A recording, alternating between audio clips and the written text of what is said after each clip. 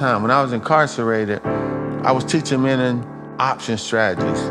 Before I knew it, they was coming back to me doing strangles and straddles, and because they equated it to their life experiences in the street. If you tell them the Sixers are favored by 6 over Brooklyn, they understand it. It's the same thing in this industry. It's not about money. It's about creating opportunity for yourself and your family. We don't know what we want to be when we're 18 years old, but now we 70 grand in student loans. Our mother and fathers ain't talking to us about the stock market. Once you understand the language of Wall Street, it becomes easy. Yep. I just think it's important that, you know, we need to stand up for ourselves, and we need to, but people within the African American community, for example, you could be a Republican, I could be a Democrat, you could be independent. I gotta respect your opinion. Just because I'm one way doesn't mean you're right or wrong for thinking what you think. Mm-hmm. You know, and I'm not gonna let somebody outside our community tell me I'm wrong for accepting you for what you think. Facts. I think that the model that most groups use is the Jewish model. Right. The way they work with each other and within their community. If they can't find somebody who can do it, then they'll reach outside their community to get it done. But they're going to work within their community first. I'm not mad at them for that. At all. I wish we did that. Exactly. I'm jealous of it too. And I think that's what Kanye was trying to say. Well, they teach their children at an early age, before they even go to school, their history, their Jewish history.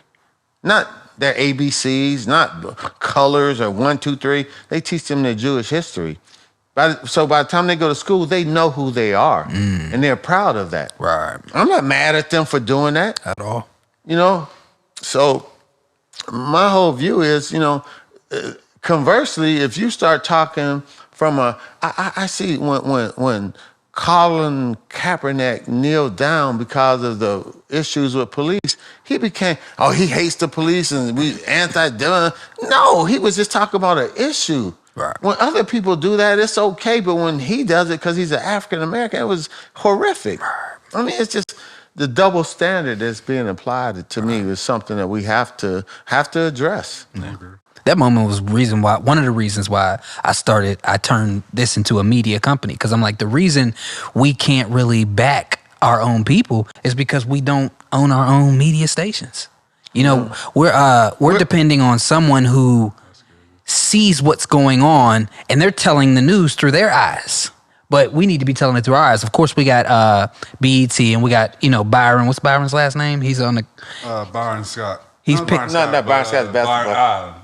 Allen. Ron Davenport. Yeah, Ron Davenport, who used to... He's here locally. He used to own... he used to. I don't think he does anymore, but yeah. He used to own a bunch of radio stations. You got people who are investing and they're growing, but we need our own. We need our own media company, and we need to back each other, because with Kanye, where he's at right now, the biggest thing he should be able to do is come home. Yeah. He should be able to come home, regroup with us, and talk with us, but we're against him as well. Yeah, and my whole thing is, like, we're in an African-American-owned establishment right now. As African-Americans, we are taught. You go to school, you go to college, you get a good job so that you could what? Move out the hood. Move away from your people, move in the suburbs. That's what we're taught. Mm-hmm. My mother, your grandmother, you know, you don't need to grow up here in this neighborhood, boy. You get you a good job so that you could live somewhere else. You're safer here with your own people than you are with anyone. Right. But we're not taught that. Right. Other races, other ethnicities are taught that. They live within themselves. In the city of Pittsburgh, how many affluent black neighborhoods are there? None. I don't know. You go to Atlanta, you go to other cities, you could find affluent black neighborhoods or whatever the case may be. But in Pittsburgh or in Aliquippa, where we're currently located, we're taught that, you know, you get a good job so that you can move to the North Hills. Mm-hmm. Now, if you're from Homewood or the Hill, you get a good job so you can move out of there and move to the North Hills or, you know, Mount Lebanon, South Hills or something to it. And it's all wrong. So those little kids growing up never get a chance to see somebody who's a lawyer or a doctor, because you know what? All the lawyers and doctors moved to the Left. North Hills or South Hills or something, East Liberty or something. Facts. Well, that's a byproduct of segregation, right? I was watching this thing on PBS called what is it, Making Black in America through the grapevine, and it talked about that issue, right? When we were segregated, we had to stay in our own communities, right? And use our own grocery stores and shops and all that kind of stuff because we couldn't go to Giant Eagle, right? And so, but when desegregation came, it kind of put in our brain, like you said, like we need to get out, right? Into places we're not even welcome. Right. Yeah. One of the worst things that happened was they destroyed our neighborhood schools with the fact with busing and all that. You know, I always told people when I was a kid growing up, that was before, you know, legislation that said schools had to be segregated. But when I went to grade school, kindergarten, grade school, if I did something wrong, that teacher put her hands on me. She whooped my little behind and sent me home, and then I got another whooping. But the teachers were black. They went to church with my mother and father. You know what I mean? They grew up my mother and father. When schools became segregated, they sent me out to other neighborhoods. The teachers didn't know me. So when I did something wrong like any kid would, they set me in a corner and told me, you're on timeout. And I started feeling like I'm stupid because I'm sitting there looking at the wall all day. Instead of the teacher whooped my little butt and told me my community school, she whooped my butt and set me down there. And I had to sit down and I continued to participate with the class. I ain't sitting in that corner in timeout feeling like I'm stupid for doing what I did. Right. You know, that was all dismantled. And people thought it was done for the right reasons. And the theory behind it, because our first Supreme Court justice, African-American Supreme Court Justice, Thurgood Marshall, you know, he was the one who did the case before the Supreme Court. He was doing it for the right reasons. I'm not faulting him. He thought segregation would be the best thing because then black schools would be on even keel with white schools and everybody would have the same books, same things. So it's a good thing, ultimately, in his mind, but that's not what happened. Right. Black schools got left behind. Black kids got shipped to white schools. And we didn't get the good blacks. yeah, and we didn't get the same attention. Yeah. You know what I mean? That white teacher, like I said, I'm a kid. I do something bad, like I'm going to do because I'm a kid. You know what I mean? My teacher in that community, sit down, boys, and I sat there and I had to learn still in front with everybody else in my class. That white teacher had me go sit down and do time out. And I'm sitting there looking at the wall on time out thinking, what's wrong with me? I'm stupid. I mean, Thurgood Marshall didn't do it for the wrong reasons, but it was a byproduct of it. So, you know, and going back to your point, I think it's a product of how we feel now. I hate the fact that as an African American, that you have to think the way I think, or something's wrong with you, or you know, we're so splintered as a people. I mean, we have a big tent too. We don't have to be all athletes. We don't have to be all doctors. We don't have to be all lawyers or all carpenters. We could be whatever we want to be, just like everybody else. Right. Little kids grow up now, they don't have that choice. They got to be an athlete, or they got to be a singer, or, you know, got to be a drug dealer. You know what I mean? I got to be a shooter. I mean, our options are so limited. You know? Facts. And that does nothing for self-esteem. Absolutely. You know, nobody can really nurture you. If you're something outside of those boxes, nobody's really nurturing you. Yep. You know, everybody's giving the energy to that little boy who could run. He can get that pig skin and go. And the ones who don't have that are being left out. So what are some ways that we could change this, in your opinions? I think it's by, like, it's just like planting seeds, man. You know, I was that same little boy. You know, I'm just talking about like how I grew up. Like I grew up, you know, because I understand what you're saying, right, about moving out, or not moving out of like the Aliquippas and stuff like that. But like where I grew up, it was nothing there.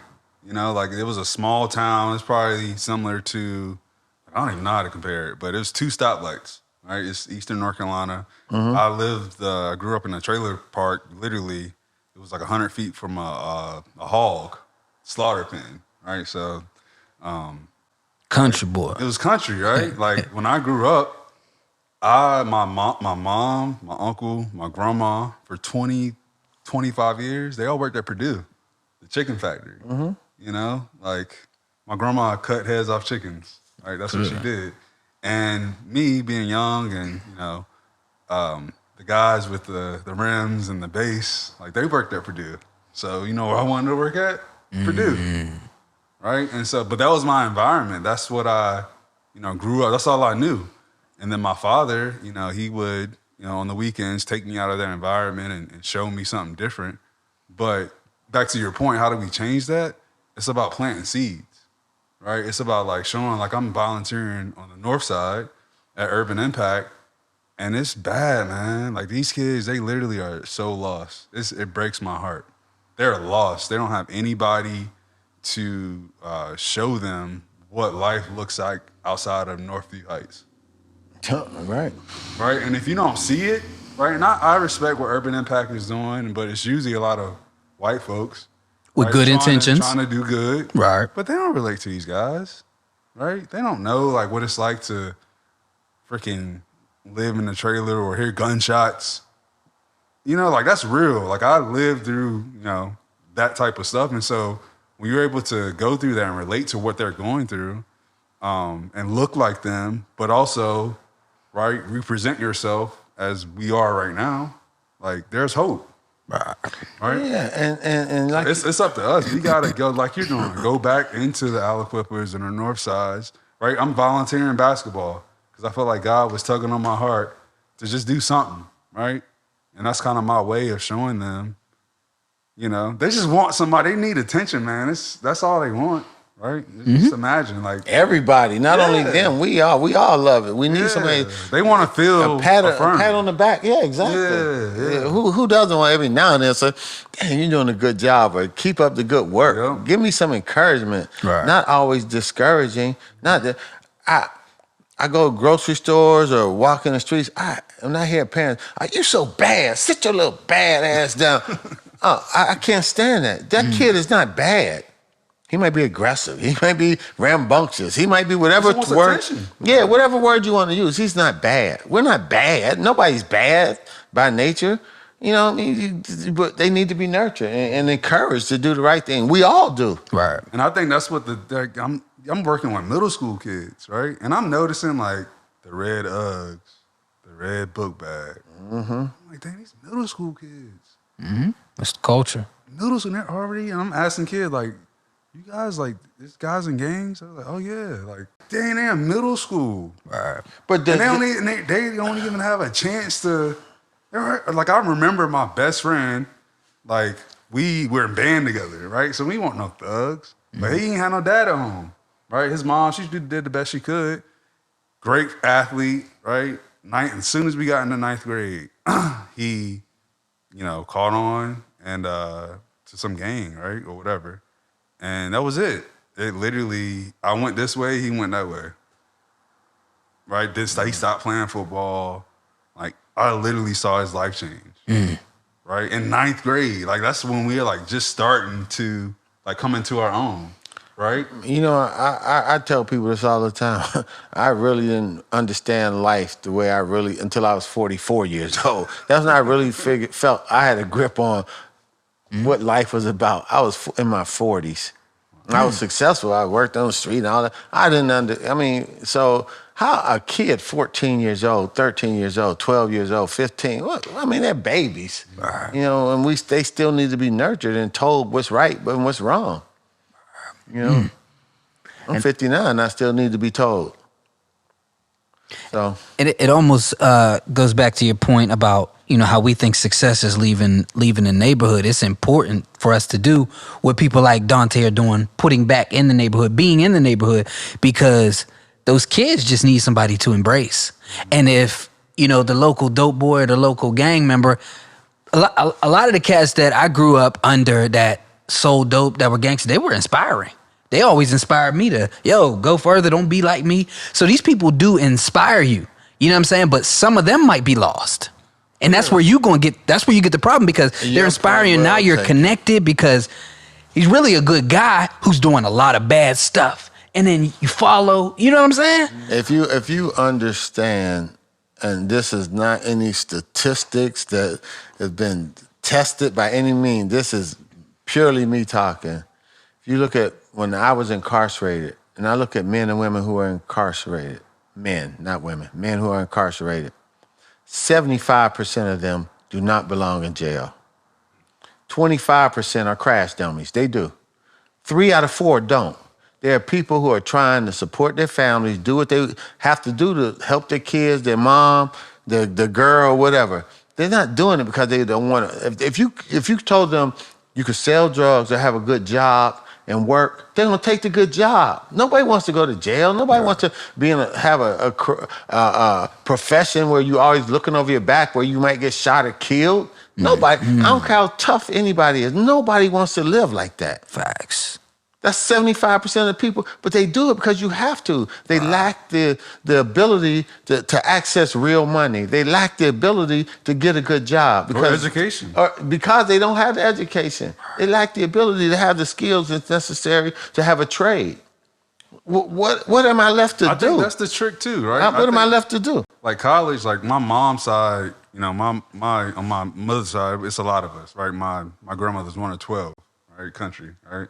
But my oldest aunt, which is like a mother to me, she went to Elizabeth City State and became a teacher, right? So all my cousins are teachers, right? And so education was really, really important.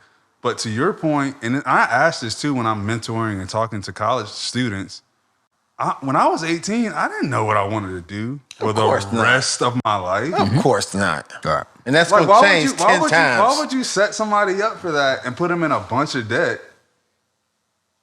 Right? Like, I didn't know. Like, I went to school to be an electrical engineer because my cousin was one. I saw her make a lot of money, right? I saw my dad make money from what he was doing, but I didn't like the entertainment industry because it was cutthroat. Mm-hmm. So, like, you know what I'm saying? So that's what I saw. Again, planting seeds, right? And so, but most of these, like, we don't know what we want to be or what we're going to grow into when we're 18 years old. You have no clue. But now we got, my wife got like 70 grand in student loans. Right? And she doesn't even do what she went to Penn State to do. Right? She's an entrepreneur and she does well for herself. But I tell people this all the time. 70 grand in debt. College just shows you have the ability to learn something else, and I different think it's skill. experience And too. yeah, but the actual degree, even most people, I don't care what your degree is. Once you get a job, they retrain you and teach you what you need to know. Mm-hmm. So I'm not anti-college. I'm not for college. I'm not against college. College isn't for everyone. It's for a lot of people. It is. I don't think you should be downgraded because you don't go to college. Absolutely. And I feel like in the black community, it's very like if you don't get a degree, you're less than. Right. And that shouldn't be the case. Well, in Aliquippa, for example, if you don't play sports as a kid, you know. What are you doing with your life? Yeah, what's wrong with you? What are you doing with your life? Yeah, something wrong with you. That's the same way in Beer Falls. Right. It's ingrained into the culture. Mm-hmm.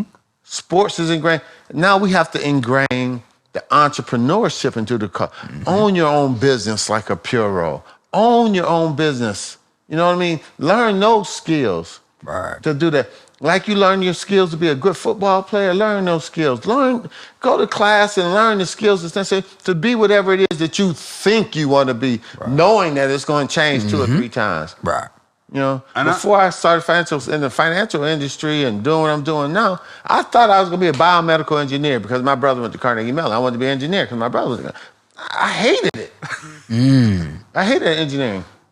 You know, so my point is, you know, but unless you have those experiences, you don't know. Most kids don't even get a chance to get those experiences because they have to hit the street because they don't have the means. When you're hungry, I mean, I don't wish some of my experiences on the mass population, but the ones that I've had, good and bad, but they made me who I am now. I can respect. When you're hungry, you tend to do some things. When you don't have access to certain things, you tend to take chances. Right. Because you need them. You know, if you're sick and you don't have medicine, you know what? You're going to get that medicine by hook or crook any way you can. Right. It's just, I mean, that's human survival. Facts. So I always tell people in this world that you know, second chance citizens, they don't want to give jobs to. For example, companies have policies. If you have a felony, for example, we can't hire you. But that same CEO walks out to his car and looking over his back, hoping nobody mugs him or when he's getting into his BMW or whatever he's driving.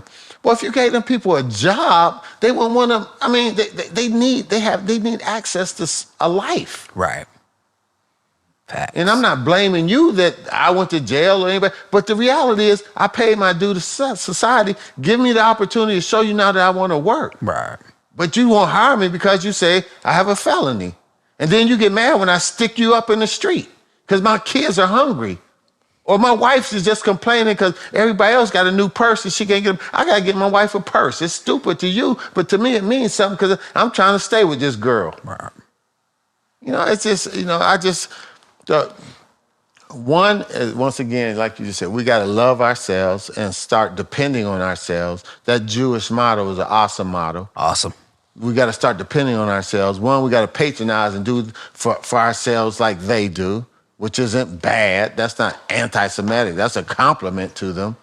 And three, once again, I just think our kids and so forth, I'm not going to make you or tell you that success is moving out the hood into Mount Lebanon or some other community.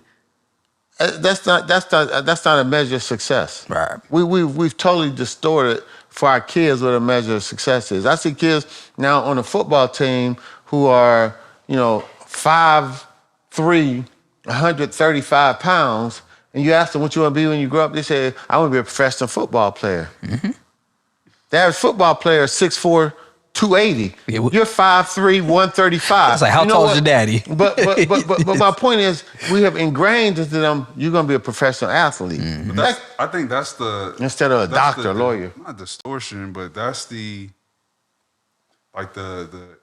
wrong conditioning, right? Because, and I learned this from my dad. He was behind the scenes, right? So he wanted to be in entertainment, but he wasn't funny, right? So he figured out a way to make probably more money than the artist by actually creating the platform, right? Becoming Birdman instead of being Lil Wayne. Yeah, and so I think with athletes, we got to tell them, like, dude, like, all right, everybody want to be an athlete. Even Joe Pop, I remember when we had our first meeting, he said it was 31 of us that came in to Penn State, right? We all had full rides. He was like, yeah, all of y'all think y'all going to go to the league. Probably one or two of you are going to go. And everybody was like looking like, you're right. Literally, I think 2 out of our class made it to the league and had a sustainable career, right? And so I think the lie is like, all right, you push yourself to be the athlete, the best athlete you can be, but you don't have to be the guy. You don't have to be the Aaron Donald. You could be the agent that's making 3% of Aaron Donald's $500 million. Yeah, exactly. Right. You can be the financial advisor that's overseeing his assets. You could be the general manager, right? Where you can work till you're 60 and make millions a year, right? So you don't have to be the athlete. If you still want to be in sports, all right, figure it out, right? There are other avenues, there are other byproducts of being around football, basketball, whatever, and not being the guy, right? And I also tell people all the time. But we don't know about the kids don't know about that. But though, it's right? easier to be a doctor, a lawyer, a CPA. You tell me the profession than it is to be an NBA basketball player, NFL. The odds are you're never going to be that player. But the odds is so much greater odds, and your career is longer, and you can make more money if you are in these other professions. Real estate developer, whatever the case may be. Right. It's easier to make a lot of money, have a longer sustainable career. But it goes back to your hunter, right? I remember being at Penn State and being with Hall of Fame kid, right? Stud. Right? He was hungry, right? He had his family situation was what it was, but he went at Penn State to go to school, right? He was at Penn State to go to San Francisco and be a Hall of Fame player. He's like what he was, right? Mm-hmm. And so he had that mindset where, like, a guy like myself, like, I was blessed. I love football, right? But I loved it because I had fun doing it. And then God naturally gave me the ability to be good at it at that time. But my whole process was, my backup plan was like, shit, if this football shit don't work out, I'm going to work for my dad, right? right? That's So- my mindset. And I'm majoring in finance, so I was like, I know I'm gonna get a job.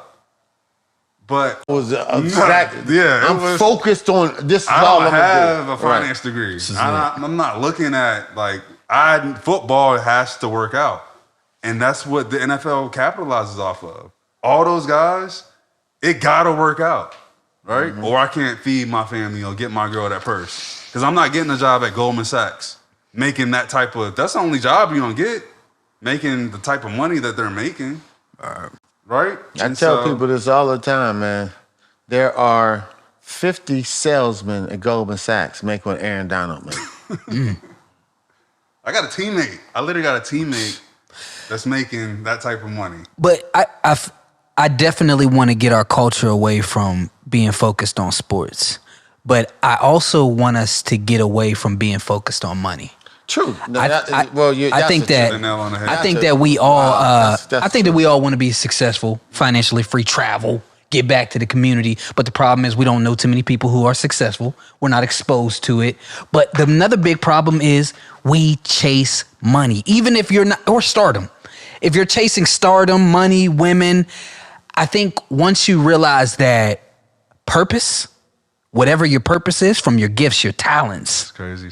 I think doors are unlocked because I could try to be a financial advisor, but if that's not my purpose, if my skills aren't over there, then I'm not gonna find the same opportunities as someone who it's their gift and it's their purpose. Whereas my purpose is in storytelling. You know what I mean? Bringing us together to have conversation. So doors have unlocked these last few years. Amen. You feel me? Yeah. There's opportunities. There's networks. The greatest like to network with the greatest. Yep. If you are in somewhere you're not supposed to be, not in your operating in your purpose, you're not going to rub elbows with the greatest. And unleash what God wants you to You leash. feel me? So we got to get our community focused on purpose. Once you focus on purpose, you can unlock that lifestyle that you want. Well, you said the correct thing, though. Money will never make you happy. The suicide rate among the wealthy is higher than any other group as well. If you read, The Millionaire Next Door? The Millionaire Next Door, the typical millionaire in this country owns a dry cleaner, drives a Ford, takes 3 vacations a year. It ain't all this crazy gold dripping and all that stupid. They've gave that perception to us and our young kids that that's what success is, whatever. So it's not about money. You're right. It's not about sports. You're right. It's not about entertainment, right? It's not even about being a doctor, lawyer, or whatever. It's not. It's about being happy. Success is what you deem successful. Exactly. I create my own success based on my God-given skills and talents that I've given. You might have 7 talents. I might have 3. If I use my 3 to the best of my ability, it's all good. I'm happy. Facts. So you're right. Chasing money is not the objective. It's blinding, right? It really is. Super blinding. And I learned I was a teacher's pet. So like I used to be around I like being around older people, right? Because I grew up like that. I was the youngest. My dad had me young, right? So I was around all my aunts and uncles and stuff like that. But one thing to your point, one of my teachers and professors said, just do what you're passionate about. The money will eventually come. Right, and I'm a testament in saying like, and that stuck with you. It stuck with me, right? Because like I did that, right? When I was roommates with Aaron Maven, who was a first overall pick, and Navarro, like God put it on my heart. I wanted to be an engineer, right? But Penn State wouldn't allow me to do that, so finance was where I needed to be, right? And so I was able to see what they were going through and see that the process was unauthentic. Right, the agents and everybody, they were coming because they wanted to yield something off of their talent. And, right then and there, I was like, and I prayed about this. I said, God, help me figure out what to do with my life. Again, I was in that place. I didn't know what I want to do, right? I was in business school, but I was like, I don't know. Like, I want to do it on Wall Street because that's like the best, right? I always want to, put my stature up there, but I really didn't know what I do. And I prayed. So God, help me to stay in sports, be able to, I love completing tasks and solving solutions, right? And you help me use my ability for math. And that's what it was, right? I was able to empower myself with the financial tools and capabilities to generate wealth and impart that to my teammates. How old were you? And this is a question for both of you. How old were you when you recognized that, this is a gift. This is a skill I got. Because I think we are blinded by the stardom, the money, the women, all of that. And I think if we could get our community to focus on, the skill set, like when in your young age did you realize, finances, when did it click, but it didn't click? Somebody might have pointed it out, but you didn't hear them. You know what I'm saying? I don't know. Well, I'm going to answer that question, but to go back to your purpose, right? Me and my pops, we've been having some battles, right? Because I don't know if you know, my father did. He made the Kings of Comedy when he was 27, right? He financed it, did everything, right? He's a promoter, and ended up like not falling in, but he ended up doing and risking, and it became what it became, right? When Kings of Comedy was big, Tyler was doing his circuit with Medea around these little theaters, right? That's and Kings was like the biggest thing out at the time, and so he was the guy, right? Because he created it, and so. Tyler, didn't nobody know him. My dad took him out to LA, introduced him to his lawyers, his accountant, everybody. But my dad literally, and didn't ask for anything, right? He just wanted to put him on. Obviously, being a man like Tyler was homeless at one point, right? So he had nothing. And so, so concerts weren't doing good anymore. And so I watched my dad lose a lot. The only thing that helped my father was when he made the Kings of Comedy, he pitched it to all these studios. Right, Viacom, CBS, like everybody, and they said 4 niggas ain't gonna put people in the movie theaters playing with them. So my dad, he took everything, all his savings. He had just bought a house. He put that up, right, and got a line of credit from Bank of America. Rented out the Charlotte Coliseum for 3 nights. The equity, the finance, right? He sold it. I mean, I think the tickets were like $9. And they were all, remember you said like fish plates, right? Exactly. So all the money with the donations. And he I don't know how he got Spike Lee to film it, but he got him to film it. And he literally made that movie in 3 nights for $3 million of his own money, right? But what that taught him was he owned everything. He owned Kings of Comedy. He owned, he still gets paid, right? So that made Kings, Queens of Comedy, Bad Boys of Comedy, Latin Kings of Comedy. From him being denied, right? Mm-hmm. And so I learned from him. But anyways, right? So 2008 happens, and now my dad's in this, he's gotten burned a couple times, but he still owns his royalties, so he's still making residual income, right? But nowadays, he only wants to do things, he got to get paid, right? And it has to be involving money. And I'm like, Dad,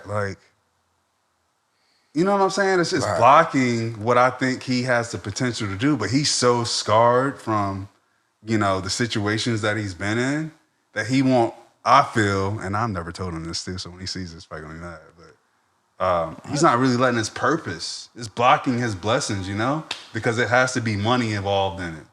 And I just think that, like you said, it has to be, when it's purposeful, it's authentic.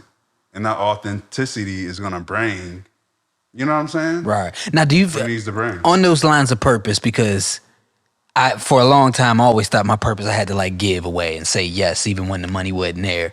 But now I'm at a place where I know how to, I need compensated for my purpose. Do you feel like he might possibly understand this is my purpose, but the dollar sign got to come with it because this is what my value is? No, your work. You know what I'm saying? Yeah, maybe that too. Because he might be there, because because it's your purpose don't mean you got to be free. Nah, for sure. You know what I'm saying? I think there's a balance, right? But I also think, I don't know. I think it's I think money blinds people, and money not, and that's another thing that separates me and makes me great at what I do, because I saw my dad buy a Ferrari in cash because he felt that the white dealer that was not paying us any attention when he was trying to get some rims replaced or something, he felt disrespected. And so that insecurity, he put down $250,000 because he felt some type of way. Right? That's stupid. And so I think I saw that, and then I see my teammates going down that same path, and I'm like, no, it's not worth it. Right? You could buy this whole block for $250 instead of buying. And then he sold the car a year later. and lost money on it. Appreciating asset. But no, I mean, So money doesn't buy you happiness. It just absolutely not. It covers And up insecurities and it's temporary satisfaction. And back to your initial question too, you know, I was one of them people when I was 17, when I left Aliquippa to go to New York City to go to school, I was like, man, this is something I want to do. So since I was 17, I've been working on the street. Since I was 17. I couldn't believe people was getting paid all that money to do it. Because it was seemed fun to me. It was like playing ball again. It's so challenging and every day's different and all that kind of stuff. So I found my purpose in that regard early. But that's not to say that life, when you start doing something, you can't change your mind and change career path. You know, it's a scripture that says, you know, that your paths, because we're going to go on many different paths in life. So it's okay to change your path for your career, whatever the case may be. But you got to start somewhere on something. And that's what we just got to get our young, especially our young people. The foundations of work. They have to understand. Well, let me rephrase the question. When did you notice those skill sets? Because I think it's like 1, 2. It could be about 6 different skill sets that you put together. When did you notice those skill sets that say, yo, this is fun? You know what I mean? Because when it comes easy, it becomes fun, and you're like, it's not work when you're doing something you love. That's a fact. And I don't know who says that corny statement, but it's true. When I agree 100%. When most kids, when they playing football, even though it's hard work in theory, you running and got to stay and save, it's fun to them. It's something they want to do. For me, for example, working on the street, on Wall Street was fun. It was just something I wanted. For 16 years, I never set an alarm clock to get up in the morning. If I was out all night and had to be at work, when I was trading foreign currency, 6 in the morning, I never had to set an alarm clock. If I got home at 2 or 3, I woke up, I was at work at 6. It was something I enjoyed doing. It wasn't work. It ain't hard for them kids to go to football practice. It's hard for them to go to school because they don't like it. Because the mindset, it's about the mindset. You know, when we like doing something, when we love doing something, it's not work. And that was me at Penn State. Like, I hated going to lift weights. So you hated the athlete. But I was early in my finance classes. And I stayed after, right? And so, but that was the confliction, right? Because, like, they weren't paying me to go to finance classes. They were paying me to play football. You know? So that's my only thing. We just got to change those mindsets. When kids start making money legitimately, working, planning on a career, even though I tell you that career may change, it still affects the way they think. Oh yeah, I can make money doing something the right way. I just want. So you know, we had talked about incorporating financial literacy into everything because I mean that component of opportunity can change kids' minds and adults' minds and so forth. So I get it, I do. But back to your initial point, it's not about money. It's about creating opportunities and using your money to create opportunities for yourself and your family. And I think when we talk about wealth isn't just money, right? It's relationship. No question. It's, you know what I'm saying? Skill it's the sets. ability to get into certain doors. Right? It's not, I think when people think about wealth, they think automatically about a balance sheet. But dude, I literally, if you know the right people, it's worth more than any type of money. Exactly. That's a fact. That's a fact. Yeah. I tell people this all the time. When I was incarcerated, I was teaching men option strategies. Before I knew it, they was coming back to me doing strangles and straddles and doing butterflies. And well, the volatility mark on this one is because they equated it to their life experiences. And man, it's like giving somebody in the street, if you tell them the Sixers are favored by 6 over Brooklyn, okay, 6 points, okay. Who playing? Who's out? Who's in? Who's out? You know, and where are they playing the game at? Because they know in their mind, okay, that's a good, no, I'm teasing it. I give them 4. I ain't giving them 6 because Kyrie or Durant or whatever. They understand it. It's the same thing in this industry. If I tell you about a company and their products and their earnings, what they expected to earn, and you start handicapping it, you're like, okay. So that price, to me, that price is a little high or that price is a little low, and they start understanding concepts. And it was amazing Or how much premium am I going to collect on this? If I write this call, if I sell this call, how much am I going to collect versus buying this call and paying for? I mean, it was incredible. It's incredible. And so we'll get to that point, Right. but we can only do that if we commit to doing it on a monthly basis, that we could start educating people on those concepts as well, of what they need to do to understand. Because once you understand the language, and I know how to move, once you understand the language of Wall Street, it becomes easy. Yep. If I tell you right now the Federal Reserve raised interest rates by 1%, you say, okay, they raised them from 4% to 5%. You understand it.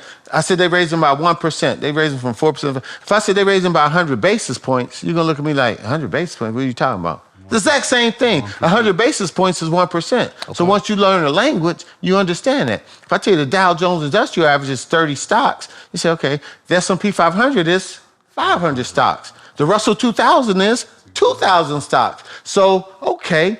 So if you're hearing something on TV about the Dow Jones, they're talking about those 30 stocks.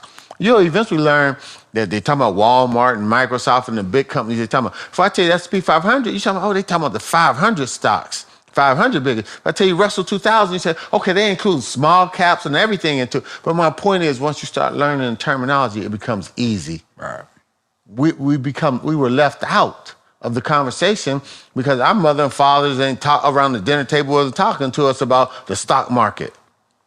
So when we see it on TV, they talking foreign. I don't want to hear that mess. I don't know what they talking about. Right. Because my mother, but I bet you turn that TV and I tell you Kyrie's playing against LeBron. Everybody, oh, shoot, LeBron, oh man, because that we understand that. Mm-hmm. We understand it. That's real. So it's important for us to educate. That's why the financial literacy part is so important. It's important for us to educate because once brothers and sisters start picking up on them concepts, it is, I guarantee you they'll crush it. Facts. They'll crush it. Facts. And it'll be better for the country and our communities. I think, No think question. heck, that's literally what I was saying. Like, I feel like we have a lot of this, like, violence and jealousy is because, like you bring back to it's hunting. Like, people want the stuff by any means. Now, these kids they're taking it to a whole nother level, right, of getting what they want. But if we can teach them the basis of financial literacy, it might drive that crime rate and the violence down. It will. I'll tell you, it ain't even might. It will. Yep. I'm telling you. Yeah. You said, you know what I mean? I don't care. Now the cryptocurrencies, Bitcoin and all that, it's just amazing to me, though, how at least because they sort of understand it, and can see it moving, how many people are now saying, what do you think about Bitcoin? What do you think about Ethereum? What do you think about Dogecoin? I'm just saying, so at least those concepts are starting to come out. Same thing about the market. Same thing about stock market, bond market. Same thing about those concepts. Okay. It's not that difficult. But once we get them in place, we'll be able to roll. Before we schedule the next one, before we end, what are some rules for investing in the stock market during what might be a recession? Well, not might be. An upcoming recession. Even before we get to all that, there are no rules. There are no rules. Okay. Let's throw that out there. I was waiting to hear Any advice? No, I just think that, listen, the markets are in place to fund corporations, help cities, help capitalism to grow. You can be a part of that and hopefully grow with it, right? So, but my point is, I wouldn't invest in anything that I don't understand. If I understand, I'm not giving you my money and I don't understand it. Just like if I told you told me you're having chest pains, I say, well, come on, let me cut your chest open and see what's going on. Man, no, you ain't cutting me open. I want a medical doctor to give me, I'm probably gonna get two of.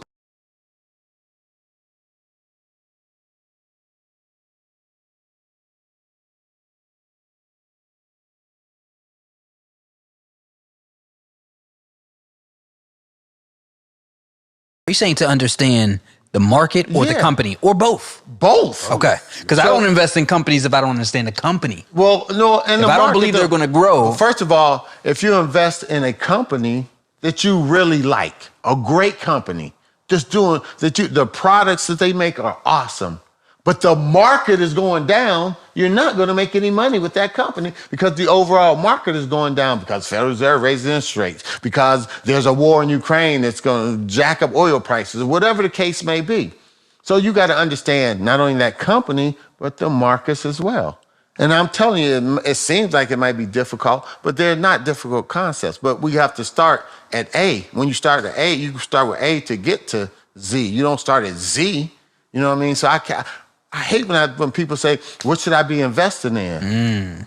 That's a horrible question to ask. I remember you said that on the podcast when he came, was our guest. He's like, that's terrible, terrible, terrible. Yeah, what should you be? Same mindset. What should I be investing in? Is totally different than you. I'm 59 years old. My mom's 86. She shouldn't be investing in the same thing I'm investing in. Somebody 20 shouldn't be. I mean, everything is personalized based on your goals. So you might be great to buy another house or buy a house. So your goal, so you're looking to invest for 5 years. I'm looking to retire in 12 years, so I'm looking to invest for my retirement. You're looking to, your child, you want to save some money in case your child want to go to college or trade school, whatever. You're investing for a certain reason. So based on whatever your reason is going to determine what you invest in, why you invest in it, how long you invest in it, and all that kind of stuff. So it's a personal thing. Okay. All right. And yeah, I love that. I love that. But understand. I will tell people over the long haul, stocks outperform bonds. Stocks, real estate will always outperform bonds over long periods of time. People don't even know what bonds are, though. Yeah, bonds. A stock is you're loading your money to a company. You're becoming an owner in that. You're not loaning. You're investing in that company, and you're becoming an owner in that company. Bonds is I'm giving you money. I'm loaning you my money. You're going to pay me back in whatever time I loan you the money for, 5 years, 10 years, 30 years, 2 years. So if I buy a 2-year government bond, I'm giving the government my money. In 2 years, they're going to give me my money back. That's all it is. At an interest rate, whatever that interest rate is, 3%, 4%, 5%, 10%, whatever it is, that's what a bond is. You're loaning a company money. Depending on how risky the company is, that's how much interest. Like if I loan you money right now and I'm saying you broke, if I loan you money, you gonna pay me 25 cents on my dollar. I feel it. Right? But if I know you got $1 million and I loan you money, he gonna say I'll pay you back, but I'm only gonna give you 5%. Because you ain't taking no risk with me because you know I got money. So depending on the company, how stable the company is. Credit score needs to be good. Like a US government bond pays less interest than a company like, give me a company. Snapchat. So if you is investing in Snapchat, they're going to pay you 12% on your money. A U.S. government bond is going to pay you 4%. Good. Because it's less risk you're taking because you know the government is going to pay you back because they have the ability to tax and sell assets or whatever they need to do to make sure you get your money back. Snapchat, on the other hand, if they don't and they go out of business, you SOL. Right. You know, so bond, you're loaning somebody your money. Stocks, you're becoming an owner in that company. And as that company does well, you do well. That company does bad, you do bad. Okay. Yep. I always quit the Shark Tank, right? You're becoming equity. Right? When Shark Tank does post, they're becoming equity. Yep. Sharing in the profit. It's not about money. It's about creating opportunity for yourself and your family. Like, we don't know what we want to be when we're 18 years old, but now we 70 grand in student loans. Our mother and fathers ain't talking to us about the stock market. Once you understand the language of Wall Street, it becomes easy. Yep.